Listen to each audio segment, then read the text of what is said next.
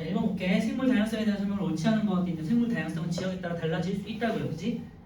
2번 변이가 많이 나타날수록 생물 다양성은 커지겠지. 그래서 쉽게 찾을 수 있어요. 1번에 2번 되겠고요. 한 생태계에 살고 있는 생물 종류가 많으면 생물 다양성도 크다고.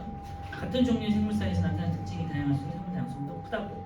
생물 종류의 다양함, 같은 종류의 생물 사이에서 나타나는 특징의 다양함, 생태계의 다양함을 모두 포함한다. 이 세 가지 포함한다고 했죠? 맞아요. 1번에 2번. 생태계의 다양함과 생물 다양성의 관계에 대한 설명. 생태계가 다양할수록 생물 다양성이 커지겠죠. 기억 맞아요. 생태계의 다양함과 생물 종류의 다양함은 서로 관계가 없는 게 아니죠. 이해 틀렸고. 숲, 바다, 사막 등 여러 종류의 생태계는 각 환경에 맞는 독특한 종류의 생물이 적응해서 살겠죠. 맞아요. 기억 디귿. 그래서 2번에 4번. 변이에 대한 설명을 옳지 않은 것 같은데 한 종류에서야 변이는 생물의 생존에 영향을 줄 수 있겠죠. 맞아요. 이번 생물이 다양해진 것은 변이와 관련이 있겠죠. 네, 3번에 2번이 되겠네. 같은 부모에서 태어난 자손 사이에서도 변이가 나타난다. 네, 여러분들 뭐 형제들 사이에도 뭐 이런 것들이 많이 다르잖아요. 형제 있는 사람 있니? 요즘에는 혼자 있어. 형제 있어? 네. 뭐 키도 다르고 성격도 다르고 뭐 싹싹한 거 아니야 서로가. 그죠? 좋아하는 취미도 다르고 맛도 다르고 해서 다 변이가 다르고요. 쌍둥이 안에서도 뭔가 생김새는 다 비슷해요. 일란성 쌍둥이 같은 경우 여러분 주변에 쌍둥이 되게 많잖아요. 요즘에는 쌍둥이라도 조금씩 까칠한 정도가 다르다든지, 그지? 조금씩 크면서, 그러니까 작을 때는 다 비슷비슷해 보이는데 키가 크고 나이가 먹어가면서 조금씩 달라지는 것들이 있거든요. 그게 변이에요. 그리고 일란성 쌍둥이 같은 경우는 그냥 이제 번외로 상식인 건데요. 일란성 쌍둥이는 완전히 똑같은 애들을 말하는 거고, 이란성 쌍둥이는 완전히 다른 애들을 말하는 거예요. 같이 태어났지만 다른 애들. 그래서 예를 들면은 요즘에 그런 애들 있잖아. 남자 여자 쌍둥이인 경우 있죠. 남자 남자 여자 여자 이런 경우는 똑같이 생긴 애들은 완전히 일란성 쌍둥이라고 하는 거고요. 하나의 엄마 난자에 이제 두 개의 정자가 결합해서 이제 나눠져서 똑같이 생긴 거고요. 각자 다른 난자에 각자 다른 정자가 결합한 애들은 이제 이란성 쌍둥이라고 하거든요. 그래서 남녀 쌍둥이인데 쌍둥이라는 애들이 있어. 이제 하나도 안 닮았잖아. 그런 애들은 이란성 쌍둥이라고 해요. 2번 생물이 다양해진 것은 변이와 관련이 없다가 아니라 있다고 그랬었고요. 3번 같은 부모에서 태어난 자손 사이에서도 변이가 나타난다. 맞아요. 같은 종류의 생물 사이에서 생김새, 크기 등 특징이 다른 것을 말하고요. 변이가 다양한 생물은 환경에 변했을 때 적응해서 살아남을 가능성이 높아지니까 전멸할 가능성이 없어져서 낮아지니까 더 도움이 된다고 살아남을 가능성이. 그지? 3번에 2번이었고 4번 변이에 해당되는 한 종류니까 두 개 부르래. 개고양이 1번 틀렸고 단풍나무 2번 맞고 얼룩말 3번 맞네요. 4번 고사리 버섯이니까 틀렸고 5번 숲에 사는 생물과 강에 사는 생물 여러 종류니까 틀렸고 4번에 2번 3번이고요. 북극여우와 사막여우와 이제 생긴 거는 기온에 적응한 정도가 되겠죠. 북극여우는 북극의 추운 지방에 적응하는 거고요. 그래서 털이 나고 그 다음에 눈 색깔에 맞춰서 털이 흰색이 되고요. 그 다음에 이제 말단부라 그래가지고 귀라든지 코라든지 이렇게 얘네가 작고 동글동글해진다고 했어요. 사막여우는 이제 기온이 더운 곳에 살다 보니까 빼빼 마르게 되고요. 그 다음에 털이 거의 이제 짧고 없거나 짧고요. 그리고 색이 사막색인 노랗게 변하고요. 귀나 코 이런 것들이 아니면 얼굴 모양이 좀 길어져요. 길쭉해져.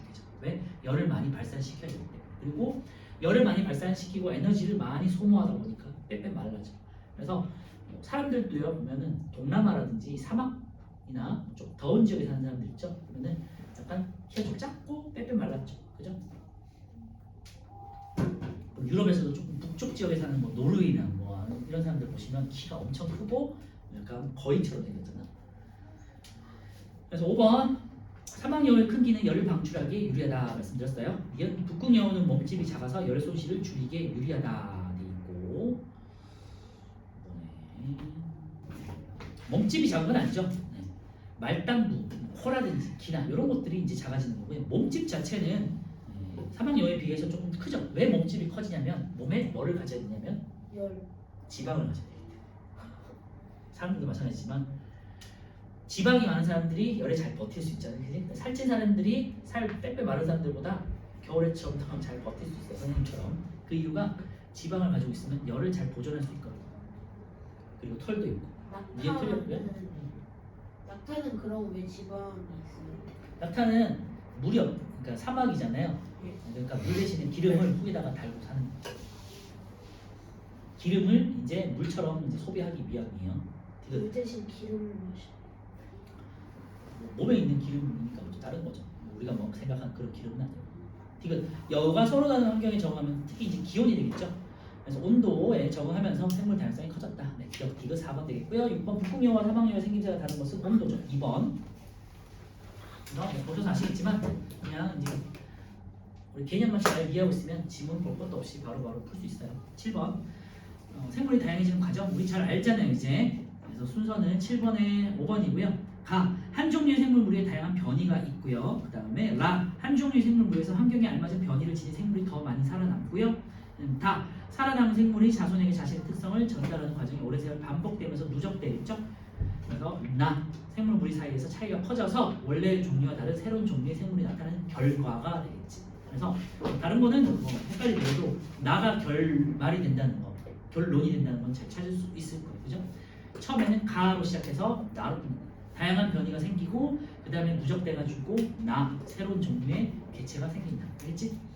8번 갈라파고스 제도에서 여러 섬에 사는 핀치새 부리 모양 이거 무조건 나오니까 중요하고요. 그리고 이 내용이 여러분들 중학교에 나오지만 고등학교도 나오고요. 그 다음에 대학교 여러분들 만약에 뭐 생물이라든지 생물과 관련된 의대라든지 가시면 배울 내용이에요. 굉장히 중요한 생물학에서 굉장히 중요한 내용이니까 미리 잘 배워두시면 좋을 것 같아요. 다양한 변이를 지닌 핀치가 환경에 적응하는 과정을 통해 부리 모양이 다양해졌죠. 기억 맞고요. 니은 핀치 부리 모양이 다양해지는데 직접적으로 영향을 미친 요인은 먹이의 종류이다. 맞죠? 네. 그래서 8번에 이는 설명을 옳은 거 일단은 기억 니은 그 다음에 디귿 많이 사용하는 기간은 발달하고 사용하지 않는 기간은 폐하면서 뿌리 모양이 다양해진다는데 이건 좀 아니죠. 네. 기억 니은 되겠어요. 8번에 3번. 네. 5번, 6번 뭐였었어요? 뭐라고요? 5번, 6번. 5번에 몇 번이었니? 기억 디귿 4번 되겠고 5. 맞았네. 6번은 온도라 그랬죠. 자 앞쪽으로 넘어가 보죠. 미안해 42페이지 좀 볼게요. 생물 다양성이 큰 비중이 있는데 아까 제가 말씀드렸던 생태계 다양성, 그 다음에 종 다양성, 그 다음 유전적 다양성에 대한 내용이 이제 쭉 있습니다. 한번 볼게요. 생물 다양성은 생태계 다양함, 한 생태계에 살고 있는 생물의 종류의 다양함, 같은 종류의 생물 사이에 나는 특징의 다양함을 포함한다. 이 세 가지 말씀드렸고요. 얘가 이제 보시면 돼요. 생태계 다양함, 지구에는 습, 사막, 습지, 갯벌, 바다 등 다양한 생태계가 존재한다.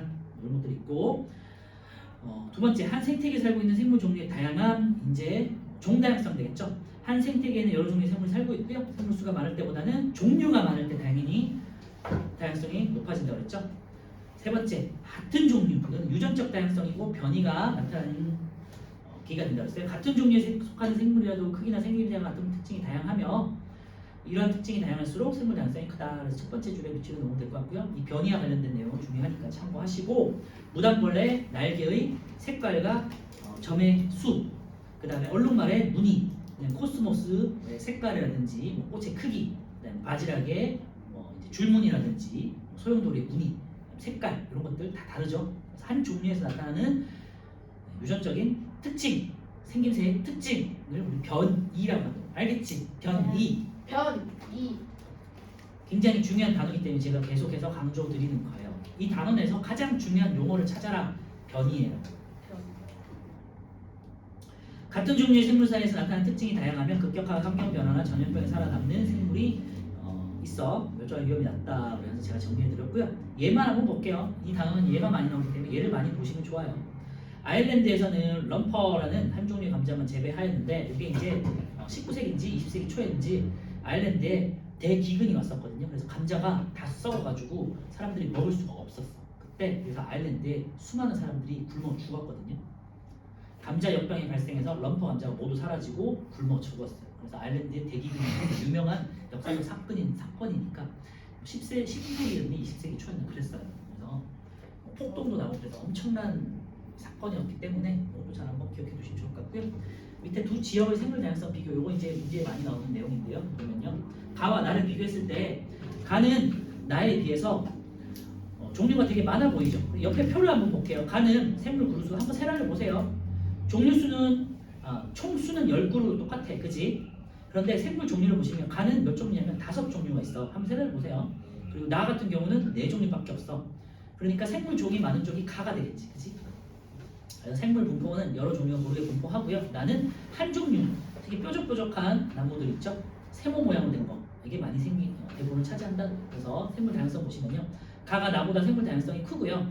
가에는 나보다 생물 종류도 많고 여러 종류의 생물이 고르게 분포하여 있어서 종 다양성이 크다라고 해석할 수 있겠죠. 요 해석하는 거 잘 기억해 두시고 문제 많이 나와요. 자, 이제 36페이지 보시고요. 36페이지는 그렇게 이제 어려운 내용은 없는데 제가 이제 38페이지 이따가 좀 정리를 같이 할 건데 뭐 무조건 100% 암기하는 거고 여러분들 시험 볼 때 그냥 외워서 보는 파트예요. 자, 36페이지 볼게요. 생물을 분류하는 기준에 대해서 우리가 한번 공부할 건데요. 우리는 종만 배우시면 돼요. 일단 생물 분류 일정한 기준에 따라서 생물을 비슷한 종류의 무리로 나누는 거. 여러분들은 뭐 초등학교 때 여러 가지 뭐 문제 같은 거 풀면서 아니면은 뭐 영재형 같은 거 준비하시면서 분류에 대한 문제를 많이 풀어봤을 거예요. 그지? 분류는 객관적인 기준에 따라서 분류하는 거, 나누는 거잖아요. 그죠? 생물 고유의 특징을 기준으로 한다. 거기다 밑줄에 넣으세요. 생물 고유의 특징.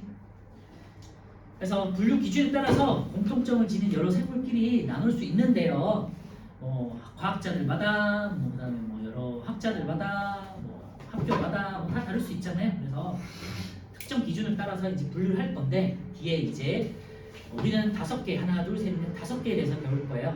그래서 5개의 분류 기준으로 이제 분류를 할 거고 여러분들 이제 대학교 가시면 6개 분류 기준으로 배울 텐데 우리는 간단하게 조금 더 줄여서 5개 정도 배울 거예요. 분류는. 자, 2번 종에다가 별별 쳐놓고요. 뭐 종속 과목 관문계 한 번씩 들어보셨나요? 예. 소, 과목, 관문계. 외울 수 있는 친구들은 그냥 외우시면 좋을 것 같아요. 종속 과목 관문계, 종속 과목 관문계 이렇게 한번 외우시면 좋을 것 같고요. 잘 모르겠으면 어쨌건 종하고 개 정도만으로 오늘 꼭 기억하세요. 종이 가장 작은 거예요. 그리고 개가 가장 큰 거예요. 동, 물, 개에 고, 양, 이 종이 있고 개 종이 있고 인간 종이 있죠. 이런 식으로. 알겠지? 그래서 종속 과목 관문계를 외우시면 가장 좋고 제가 말씀드렸지만 잘 모르겠으면 종과 개만 아세요. 오늘. 알겠지? 종이 가장 작은 단계. 고양이 개, 인간 종. 그다음에 개는 동물개, 식물계, 균계 뭐 이런 식으로 가장 큰 단위가 돼요. 그리고 그 안에 있는 가장 작은 단위 얘네가 이렇게 동물계가 됩니다. 그래서 이 두 가지 종과 개 정도만이를 꼭 기억하세요. 종이 가장 작다. 자, 종 생물을 분류하는 기본 단위 거기다가 밑줄에 놓고요. 생물의 기본 단위는 세포였고 생물을 분류하는 기본 단위는 종이에요. 알겠죠? 자연 상태에서 이게 기준이에요. 자, 밑줄. 자연 상태에서 짝짓기를 해서 번식 능력이 있는 자손을 낳을 수 있는 생물입니다. 거기다 밑줄에 넣으세요. 인간은 인간끼리 결혼해야 인간이라는 자손을 낳을 수 있고요. 고양이와 개가 번식을 못하겠죠. 그지? 이런 식으로 자연 상태에서 짝짓기를 해가지고요. 일반적으로 번식 능력이 있는 자손을 낳을 수 있어야 돼요. 이게 기준입니다. 알겠죠? 종의 기준. 그래서 얘가 나와 있어요. 말과 당나귀를 교배를 해가지고 노새라고 혹시 들어봤나요? 예? 노새라고. 기준은 들어봤는데. 노새 젊어서 노새 들어봤니? 자, 말과 당나귀는 엄연히 다른 종이거든요. 근데 비슷하게 생겼단 말이야. 말은 우리 여러분들이 알고 있는 크고 튼튼하고요. 당나귀는 되게 작고 어디 나오냐면 슈렉에 나오는 그 당나귀가 있어. 슈렉이라고 만화 알지? 애니메이션. 예. 당나귀가 나와요. 되게 작고 귀엽게 생겼어. 근데 얘네를 번식은 안 되는데 교배는 가능하거든요. 교배를 하면 노새라고 그래가지고 중간 종이 나와요. 노새는 어디다 쓰냐면 짐 운반할 때 많이 쓰는 이제 종인데 당연히 말은 번식 능력이 있잖아. 말 자체로. 그리고 당나귀는 당나귀끼리 번식 능력은 있어요. 하지만 얘 사이에 교배해서 나온 노새는 번식 능력이 없어. 선생님, 교배하고 번식하고 뭔 차이예요? 교배는 수정을 시키는 거고요. 번식은 노새와 노새끼리 이제 다시 이제 짝짓기를 했을 때 번식 자손이 나오냐? 아, 자손이 안 나온다. 생식적으로 이제 격리가 돼 있다는 표현을 쓰는데 어쨌건 예, 그 쉽게 생각해봐요. 고양이와 개를 짝짓기 했는데 개냥이 나오니? 안 나오잖아. 그죠? 개하고 이런 식으로 자손이 안 나오잖아요. 그래서 그걸 말하는 거예요. 그러니까 예를 들면 이제 현실적으로 불가능해요. 고양이와 개를 교배를 해가지고 개냥이가 나왔어. 근데 개냥이와 개냥이끼리 짝짓기를 했을 때 번식이 되냐고 안 된다고 자손이 안 나온다고. 왜요? 같은 종이 아니고 이제 다른 종이기 때문에 인위적으로 만약에 교배를 시켜서 복제로 태어났다고 해도 걔네는 자손을 못 만들어요. 불쌍한데. 그렇게 만들어졌는데 어떡해? 알겠죠? 뭐 하느님이든 신이든 아니면 그냥 어떤 자연이든 그렇게 만들어놨어. 근데 고양이는 고양이끼리, 개는 개끼리, 인간은 인간끼리 짝짓게 가는 거예요. 개 참고로 해보세요. 개 푸드라고 시추 아니면은 뭐 있니? 리트리버 이런 애들 푸드라고 말티즈. 푸드라고 마르티스를 교배를 했어. 그러면은 어떤 잡종개가 나오잖아. 그 잡종개는 번식이 가능해. 왜? 개끼리 교배를 시킨 거니까. 고양이도 아까 말씀드렸잖아요. 잡종 고양이 나오잖아. 그치? 우리 주변에 있는 길냥이들끼리 번식되기 잘하잖아. 그죠? 같은 종 내에서는 그 사이에 나온 애들도 잡종도 번식이 가능하다고. 하지만 이런 비유는 안 할게. 네, 고양이와 개 이렇게 교배를 했을 때 나오는 그 중간 단계가 만약에 있다. 걔는 번식이 안 된다고. 자연이 그렇게 만들어놨어. 알겠죠? 1 더하기 2는 안 되는데 1 더하기 1은 되는 거. 몰라 그런 식으로 말하는 헷갈리지. 뭐지? 알겠죠? 이런 얘가 어디서 다 나타나냐면요. 사자와 호랑이. 호랑이는 타이거고 네. 사자는 라이온이잖아요. 네. 라고. 얘네를 조합한 게 있어요. 라이거라고. 뭐? 그래서 라이거. 사자는 특징인 갈비가 있어. 네. 물론 이제 암수컷은 없지만 호랑이는 줄무늬가 있고 특히 뼈대가 크고 용맹하잖아. 라이거는 그 중간 단계, 약간 뭐 사기나 표범처럼 생기는 애. 줄무늬가 있는 수염이 있는. 몰라. 그래서 라이언과 타이거를 합쳐서 라이거라고 하는 애가 이제 나올 수 있어요. 근데 얘는 아까 말씀드렸지만 라이거는 라이거끼리 교배를 했을 때 짝짓기를 했을 때 번식을 못한다. 번식을 한다는 건 자손을 못 낳. 번식을 한다는 건 자손을 낳는다는 거고 번식을 못 한다는 건 자손을 못 낳는다고. 알겠죠? 그래서 이런 교배도 가능하지만 자손을 못 낳는다. 그래서 사자와 호랑이는 다른 종으로 분류를 한다고. 알겠지? 뭔가 비슷할 거 약간 고양이과일 것 같지만 다른 종이에요. 아 대면은 같은 종이에요. 종이에요. 쩐다. 자, 그래서 종은 다시 보시면요. 이게 굉장히 중요해요. 종이라는 기본 단위 잘 기억해 주시고 가장 작은 단위이고 그 다음에 짝짓기를 해서 뭐가 번식 능력 그러니까 자손을 낳을 수 있느냐의 여부예요. 그래서 말과 당나귀가 서로 다른 종인 까닭은 말과 당나귀는 생김새가 비슷하고 짝짓기를 해서 자손을 낳을 수 있어. 2세대는 나오지만 그 2세대 노새가 번식 능력은 없다고요. 자손을 못 낳는다고. 노새끼리 교배를 했을 때 자손을 못 낳는다고. 알겠죠? 조금 어려운 내용이긴 하지만 참고해 주시고요. 3번 생물의 분류 단계. 그래서 종, 속, 과목, 강문 계속 종에다가 동그라미 쳐놓고 가장 중요해요. 번식 여부. 알겠지? 다시 말씀드릴게요. 종, 속, 과목, 강문계에서 종이 가장 작은 단위, 개가 가장 큰 단위. 외워보세요. 종, 속, 과목, 강문계 해봐. 종, 속, 과목, 강문계. 한 번 더. 종, 속, 과목, 강문계 해봐. 빨리. 종속 과목 강문계, 네. 종속 과목 강문계. 저도 이거를 나중에 배운 게 아니라 언제인지 기억 안 나지만 중고등학교 때 했던 게 그냥 머릿속에 남아있는 거예요. 종속, 과목, 강문계. 이거 몇 번 외우면 머릿속에 그냥 남아. 과목, 종속, 종속, 과목, 강문계 한번 집에 가면서 한번 읊어보세요. 자, 화살표. 개에서 종으로 갈수록 이제 점점점 작아지니까 점점점 세부적으로 나눠지겠죠. 거기다 밑줄에 놓고요. 그래서 친척 관계라고 생각하시면 돼요. 그래서 인간하고 침팬지를 생각해봐요. 아, 침팬지보다는 고릴라가 나을까? 서로 다른 종이잖아. 근데 요 위에서는 서로 간에 친척 관계가 있는 거지, 그치?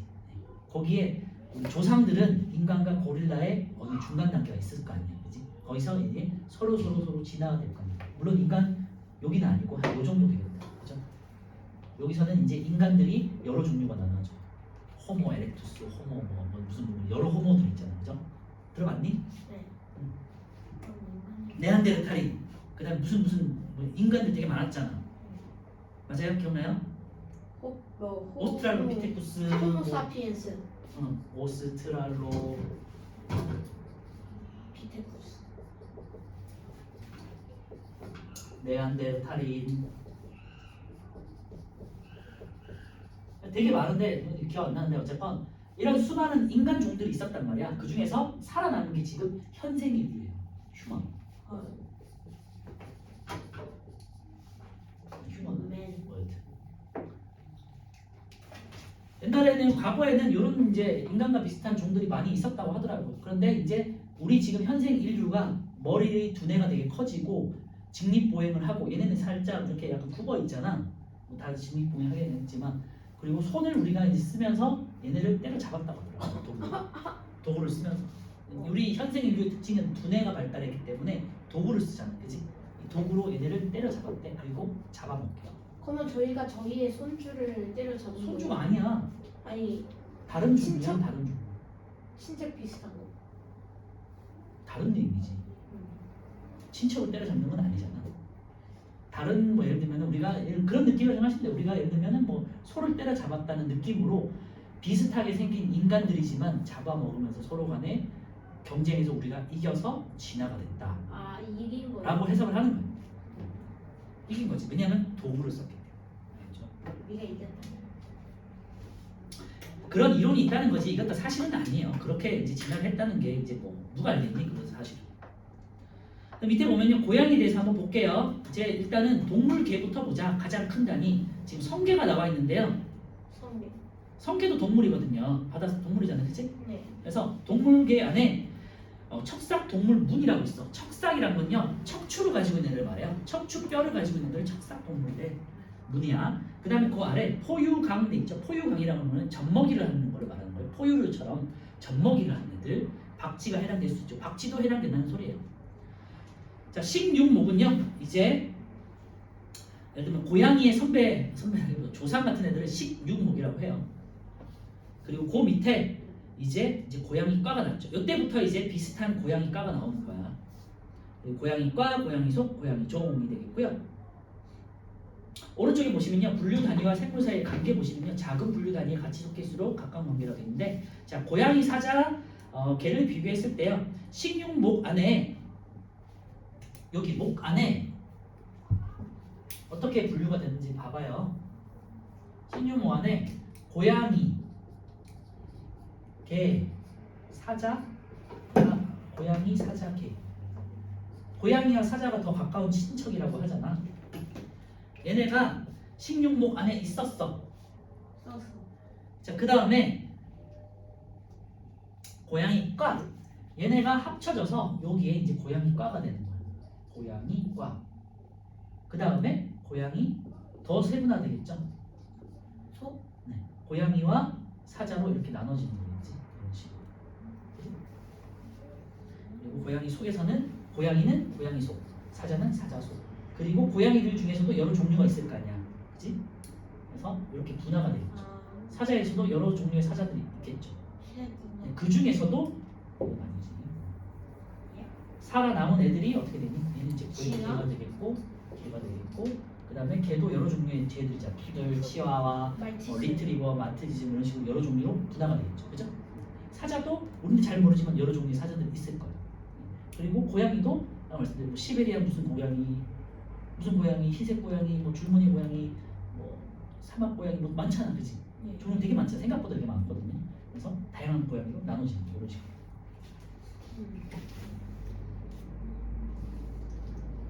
그리고 인간으로 따져보면요, 휴먼인데 호모라는 말죠. 호모 사피엔스이지. 호모가 속이고요. 종이 사피엔스. 호모 사피엔스가 생각하는 사람 이걸 거예요. 그지? 예. 현생 인류의 조상이 되고요. 뭐 호모 에렉투스. 호모 에렉투스는 직립보행했다는 사람이고요. 또 호모 무슨 호모 이렇게 돼 있지. 그래서 호모가 인간들 종을 포함하는 속이고 더 넓은 개념이고 더 좁혀지는 게 사피엔스 현생 인류가 됩니다. 이런 거 복잡한 건 몰라도 되고요. 종만 기억하세요. 제가 뭐 복잡하게 말씀드렸지만. 자, 오른쪽에 7번 한번 볼게요. A, F에 해당하는 분류단위 종속 과목 관문계 이렇게 쓰시면 되고요. 8번 생물의 분류 단계에 대한 설명으로 옳은 것인데 하나의 목에 여러 개의 속이 있다. 이렇게 보면 되게 헷갈리거든요. 그러니까 종속 과목계를 써놓고 이렇게 문제를 풀어야 돼. 자, 하나의 목에 여러 개의 속이 더 작은 단위예요. 그치? 맞겠죠? 5. 분류 단계에서 가장 작은 단위가 종이야. 틀렸죠? 같은 문에 속하는 생물은 모두 같은 강에 속하겠죠. 강이 더 큰 거니까. 5. OXO. 그다음 4번 개에서 종으로 점점 작아질수록 세분화될수록 점점 더 세분화로 나눠진다. 맞죠? 5.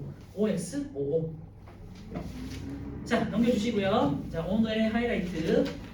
지난주에 하이라이트는 생물의 소기관 분류였었고요. 그지? 핵부터 시작해서 여러 가지 소기관 때문에 제가 간단하게 설명드렸었고요. 정리해서 한번 했었고, 오늘은 5개 분류 체계가 있어요. 말씀드리면 생물은 보통 6개 분류로 나눠지는데 여러분들은 중등에서는 모두 5개 분류로 나눌 거고요. 크게 원핵과 진핵 일단 먼저 나눠요. 진핵. 원핵은 핵 없는 거? 원시핵이죠. 정확히는 원시핵이고요. 우리는 그냥 핵이 없다고 하는데 핵막이 없는 거예요. 그렇죠? 그래서 유전정보나 DNA 이런 것들이 그냥 풀어져 있는 상태. 그리고 진핵은 핵이 진짜로 있는 걸 말해요. 그래서 우리 아까 전에 둥구스름하게 핵이 있는 거잖아요. 그치? 그래서 얘는 핵이 있다라고 그냥 표현을 해야 얘는 핵이 없다라고 하고 정확하게는 핵막이 없는 거예요. 핵은 핵막으로 둘러싸여 있다고 그랬잖아. 그치? 그래서 핵막이 없는 애들 원시핵이에요. 그래서 얘가 진화해가지고 진짜 핵을 가진 애가 된 거겠죠. 그래서 크게 이 두 가지로 나눠요. 원핵과 진핵. 한번 봅시다.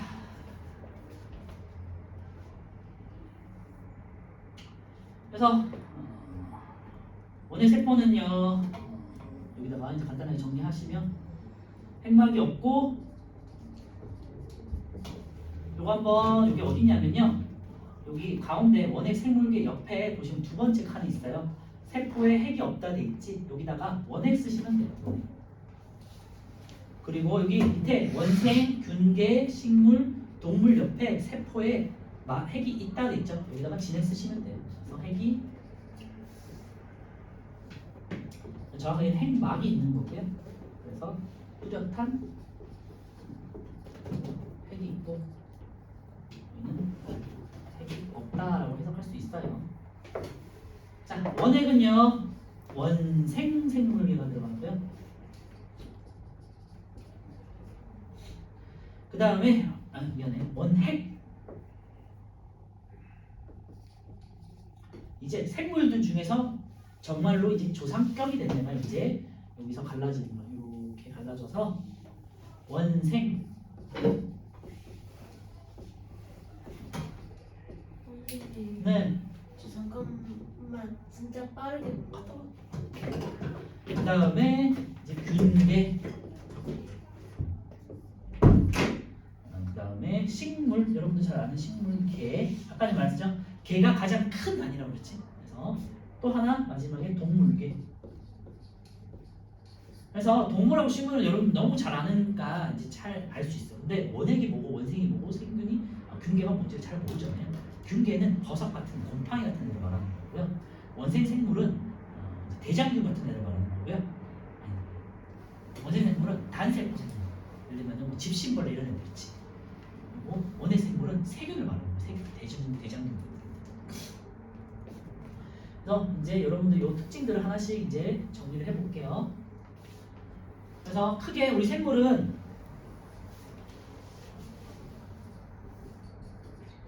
생물을 분류 단계는 크게 원핵과 진핵으로 한번 나눌 수 있어요. 원핵은 핵이 없는 핵, 그리고 진핵은 핵막이 있어서 뚜렷한 핵을 가진 애를 말하는 거고요.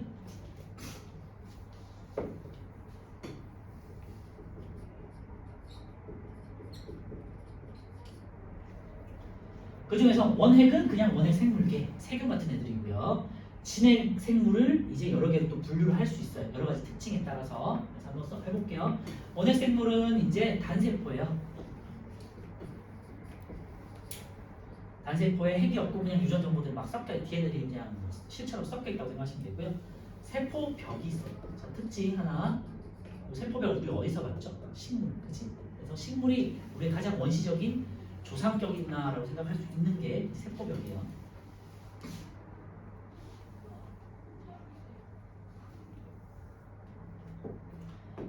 자, 세포벽이 있고요. 대부분 광합성을 하지 않지만 광합성을 하는 애가 있어요. 그게 이제 남세균이라는 건데. 로버스 안 쓸게요.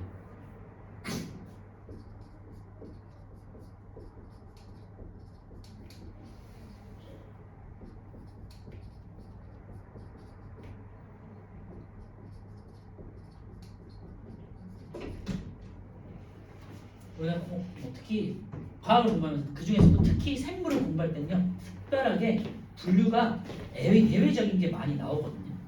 그래서 좀 생물이 외우다가 헷갈리는 것들이 나오는데 잘 기억해 주시고, 아무튼 이런 것들 잘 기억해 주셔야 예외 같은 거 잘 기억해 주셔야 돼요.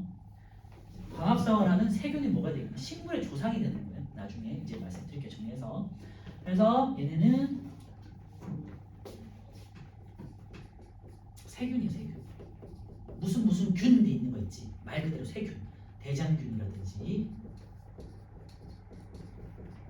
그 다음에 뭐 이제 우리 폐렴이라고 그래가지고 감기 오래 걸리면 염증이 생기는 거 있지. 특히 나이 드신 분들이 많이 생기는 건데 폐렴에 걸리면 이제 좀 위험하거든요. 폐렴균이라든지 그 다음에 여러분들 충치 많이 생기잖아. 네. 그 균들이 세균. 말 그대로 세균이야. 알겠죠? 이 정도만 알면 될 것 같고, 그 다음에 우리 음식 상하는 거 포도당 구류, 그 다음에 요 남세균 이거 기억해 주시면 돼요. 제가 무슨 균자 들어가는 것들 있지? 얘네 특징들이 다 세균이잖아. 얘네 원액 생물이고요. 단세포, 세포가 하나로 돼 있고, 그 다음 세포벽이 있다는 특징 잘 기억해 주시면 되고, 광합성 일분적으로 안 하는데 예외만 하나 기억하자. 이 남세균, 식물의 조상이 되는 남세균만 광합성을 하더라. 이 말은 뭐냐면요, 처음에 태초에는 원래 광합성을 하는 애들이 없었는데 나중에 산소가 대기 중에서 지구에 산소가 대기 중에 나중에 생기게 되거든요. 나중에 생기면서 그 산소를 이용해 가지고 광합성을 하는 남세균이 나중에 진화적으로 태어나는 거예요. 알겠죠? 자, 원생 생물은요, 얘는 집신벌레, 유글레나 이런 거 들어봤지? 단세포 동물. 일단은 제가 말씀드린 핵이 있어요. 핵은 있어요, 당연히. 그리고요, 두 번째 줄 보시면요, 대부분 단세포지만 다세포니까 중요해, 안 중요해?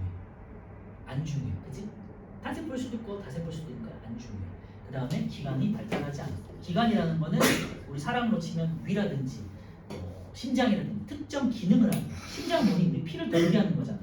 단세포는 그런 거 없다고. 위는 소화를 시키는 거잖아. 소화시키는 기관 이런 게 없다고. 그리고 아까 전에 이제 예외 한번 볼게요. 이 조상들을 볼 거야. 광합성하는 조상들을 볼 거야.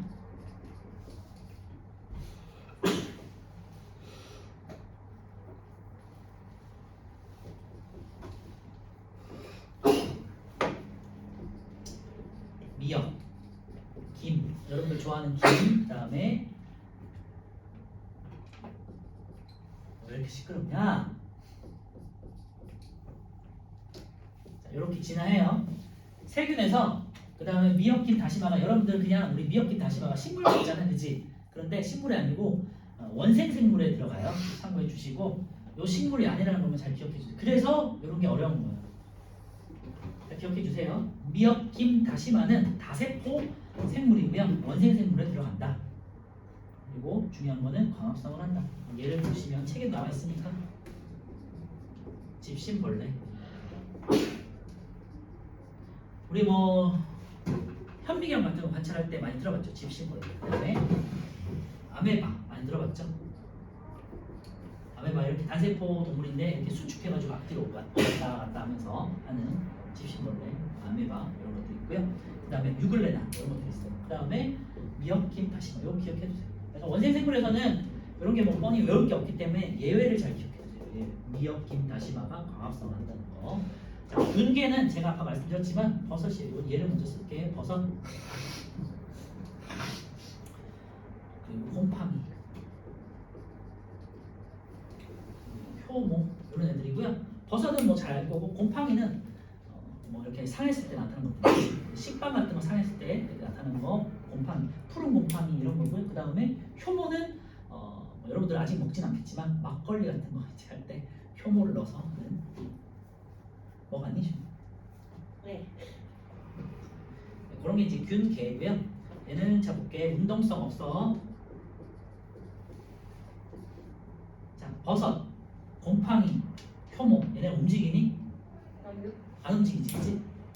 자 중요해요. 균계는 식물계와 동물계의 중간 형태예요. 식물의 특징도 가지고 있고 동물의 특징도 가져요. 그래서 균계가 시험에 많이 나와.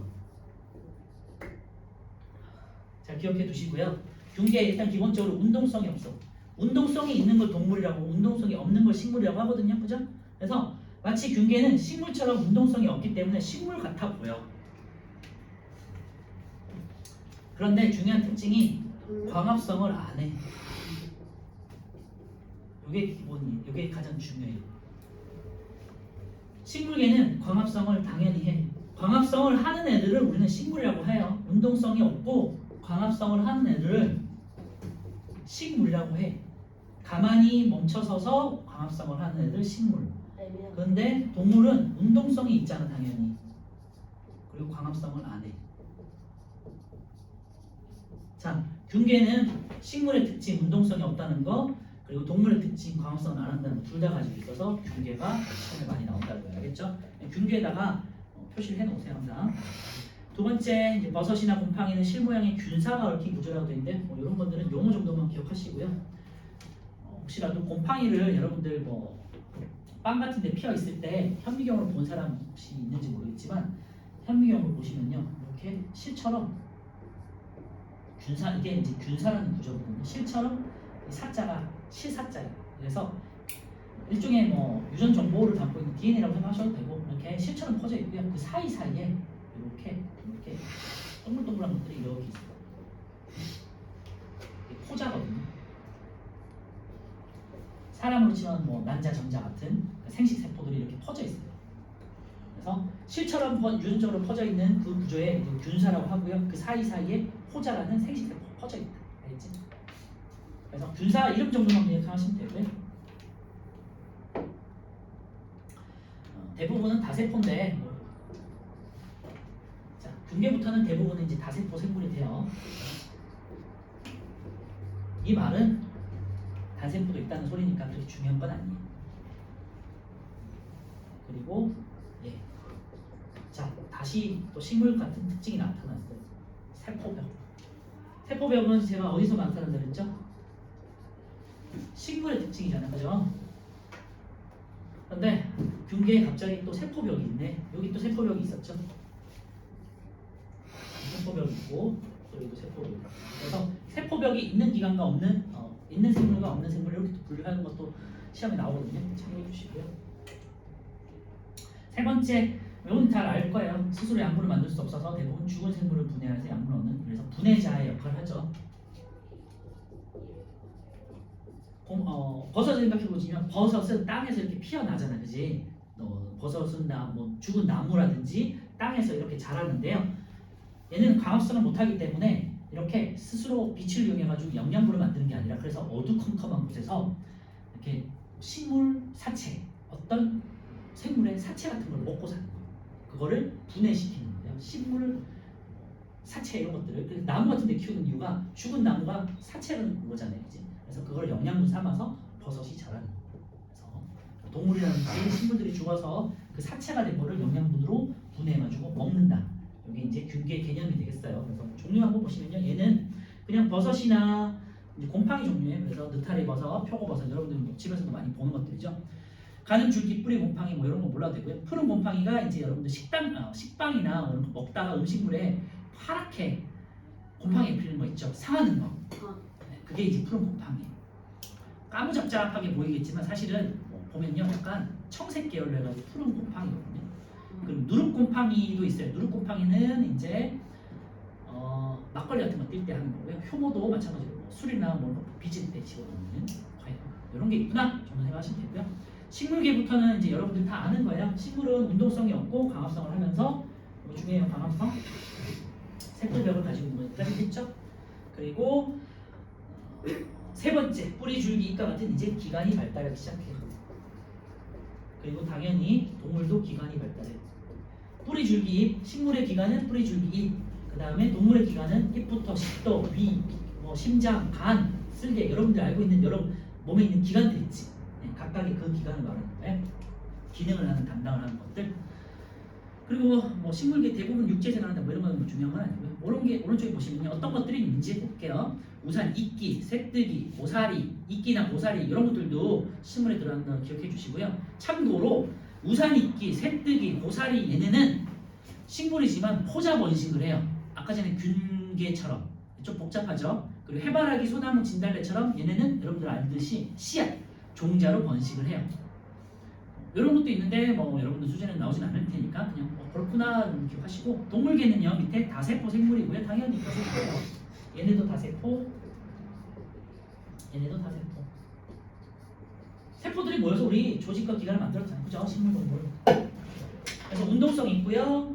자기가 스스로 그 강합성을 통해서 양분을 못 만들기 때문에 다른 생물을 잡아 먹어야 되지.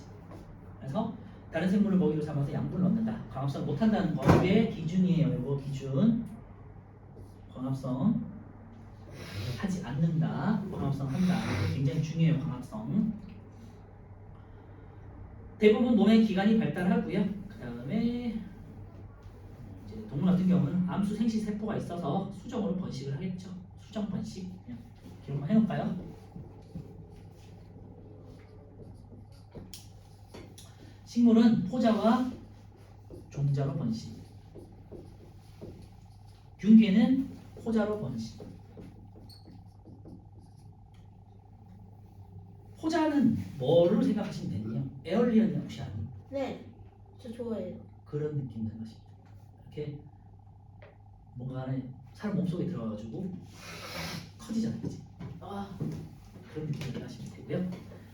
웃긴 거는 균계 자체는 운동성이 없잖아요. 네. 이 포자는 아까 말씀드렸지만 몸속에 들어가서 움직여. 그래서 에얼리는 느낌을 생각하시는 거예요. 얘는 마치 생물의 그 동물의 정자처럼 움직임을 가지고 있어. 웃기죠? 이 씨는 움직임이 있는데 성체는 움직임이 없어. 알겠죠? 그래서 제가 아까 전에 에얼리언 느낌을 생각하는 게 조금 특이해요. 그래서 균계가 다시 말씀드리지만 동물계와 식물계의 중간 단계이기 때문에 그래서 굉장히 중요해요. 헷갈리기 때문에. 앞으로 곰팡이 보면은 죽여버릴 거예요.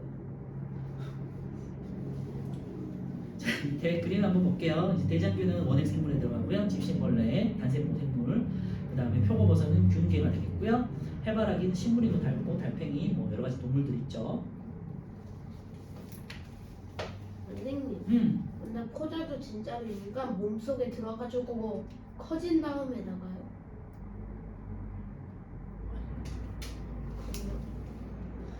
자, 버섯의 균사 보시면요.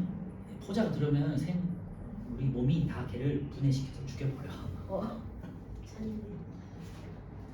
보자는 볼게요. 강합성하는 생물만 다시 한번 볼게요. 강합성하는 생물 다시 우리 원핵 생물에 사는 남세균이 있었어요. 우리 식물의 조상 알겠지?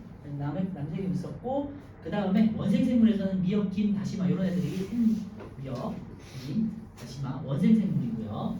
그리고 얘네가 균계를 지나가 나서 이렇게 식물로 넘어오는 거야. 이렇게 식물로 광합성의 세균 그 진화 순서 남세균 원핵 생물의 남세균 그 다음에 원생 생물 그 다음에 식물 이렇게 넘어옵니다. 했죠? 균계는 광합성을 안 한다. 밑에 보시면요. 다 5개에 대한 특징 정리가 있어요. 요것만 한번 마칠게요. 그리고 옆에 있는 문제만 풀고 끝낼게. 잠깐만. 자, 38페이지 아래쪽 표시에 오시면요. 원핵 생물계의 핵막이 없다에다가 동그라미 쳐놓으세요. 이게 분류 기준입니다. 원핵과 진핵을 분류하는 기준 핵막이 있냐 없냐. 알겠지? 근데 원핵만 핵막이 없으니까 원핵에다 동그라미 쳐놓으면 돼요. 없음. 두 번째 원생 생물 넘어가고요. 균계 핵막도 있다, 세포벽은 있다, 광합성은 안 한다, 세포 수는 뭐 대부분 다세포니까 중요하지 않아. 광합성을 안 한다. 인데 뭐 동그라미 치지는 말고요. 식물계는 볼게요. 핵막 있고 세포벽 있고 광합성 한다. 그래서 식물은 분류하는 기준이 광합성이 되는 거예요. 광합성 동그라미. 그리고 세포 수는 다세포고요. 동물계는 있다. 핵막은 당연히 있죠. 세포벽이 없다고요. 위에 보시면 세포벽 다 있잖아, 그지? 원시 생물들은 세포벽이란 게 다 있었어. 그런데 동물 때 와가지고 세포벽이란 게 없어졌어. 왜일까?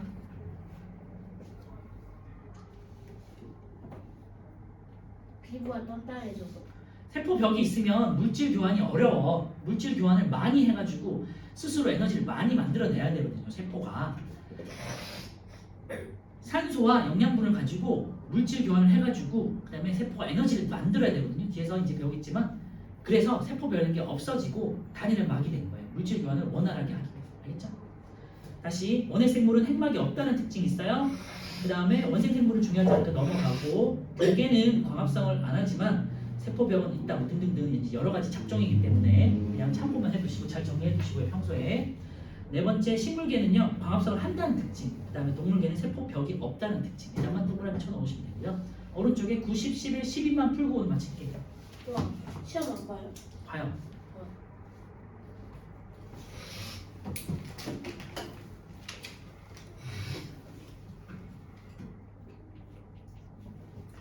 다음 주는 40페이지부터 쭉 하면서 이제 공부할 건데요. 43페이지부터 문제 풀어오세요. 43에서 46페이지까지 문제 풀어오고 숙제.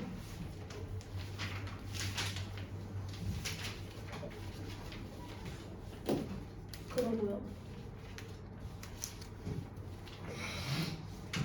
그리고 뒤쪽에 또 마찬가지로 이 뒤쪽에 보라색 페이지 있죠? 18페이지부터 20페이지까지 내용부터 17번까지 뒤에도 문제 풀어오세요.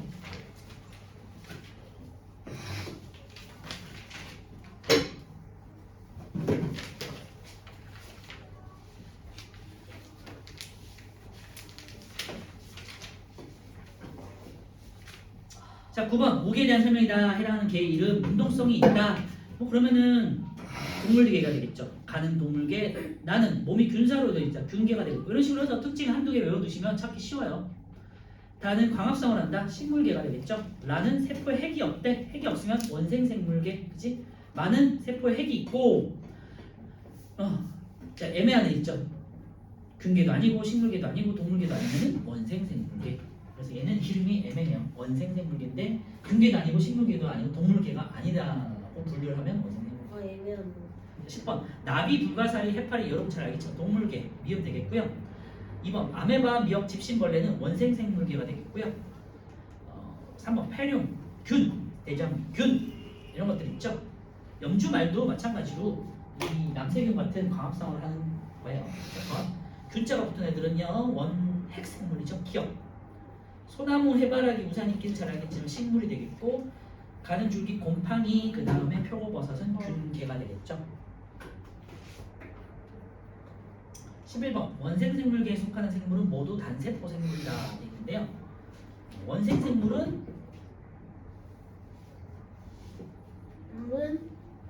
단세포도 되고 다세포도 되니까 X. 원핵 생물에 속하는 생물의 세포에는 세포벽이 있다. 네, 세포벽이 있다고 했죠. 그래서 5. 3번 식물계와 동물계에 속하는 생물은 모두 다세포다. 식물과 동물은 다세포예요. 5. 균계와 식물계에 속하는 생물은 모두 광합성을 할 수가 있는데 균계는 광합성 못한다 그랬지, 그치? 식물만 광합성을 해요. 광합성은 굉장히 중요하니까 잘 기억해 두시고. 그래서 X. 12번 A에 해당되는 건 뭘까? 뭘까요? 서우야 몇 번? 2번. 2번 핵의 유무가 되겠죠. 원핵 원시핵이니까 핵이 없고 그 다음에 진핵 나머지 애들은 핵이 있어서 진짜 핵 진핵으로 보면 돼요. 네, 12번에 2번이고요.